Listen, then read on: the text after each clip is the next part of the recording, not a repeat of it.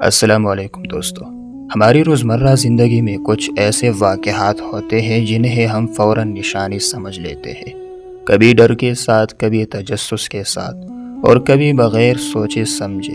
آج ہم انہی باتوں پر روشنی ڈالیں گے جن کے بارے میں اکثر لوگ سوال کرتے ہیں کہ کیا واقعی یہ کوئی نشانی ہوتی ہے یا بس عام سی باتیں۔ سب سے پہلے بات کرتے ہیں کھانے میں بال ملنے کی۔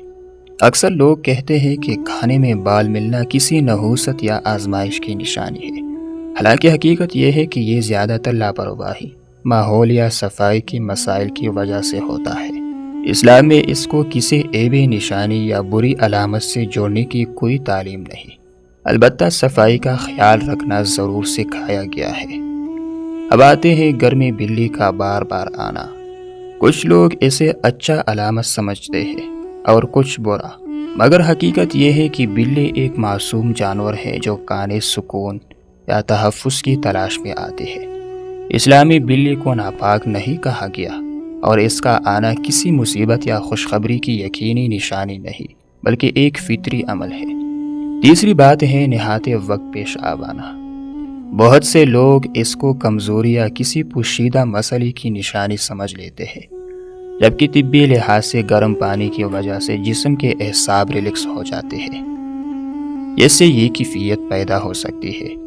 یہ کوئی روحانی یا غیبی علامت نہیں بلکہ جسمانی رد عمل ہے۔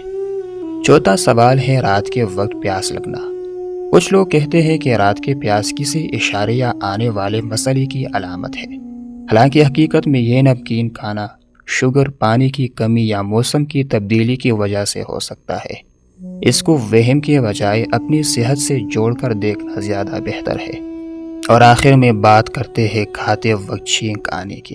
لوگ کہتے ہیں کہ یہ اس بات کی نشانی ہے کہ کوئی آپ کو یاد کر رہا ہے یا آپ کے بارے میں بات ہو رہی ہے، مگر حقیقت یہ ہے کہ چھینک ایک فطری عمل ہے جو ناک میں حساسیت یا مسالہ دار کھانے کی وجہ سے آ سکتی ہے۔ اسلام میں اس کو شکر اور دعا سے جوڑا گیا ہے، نہ کہ غیبی پیغام سے۔ دوستو، اصل بات یہ ہے کہ ہر عام واقعے کو نشانی سمجھ لینا انسان کو وہم میں مبتلا کر دیتا ہے، جبکہ دین ہمیں سوچ، عقل اور حقیقت کے ساتھ زندگی گزارنے کی تعلیم دیتا ہے۔ اگر کوئی چیز بار بار ہو رہی ہو اور صحت سے متعلق ہو تو ڈاکٹر سے رجوع کرنا چاہیے، اور اگر دل بے چین ہو تو اللہ کو یاد کرنا چاہیے۔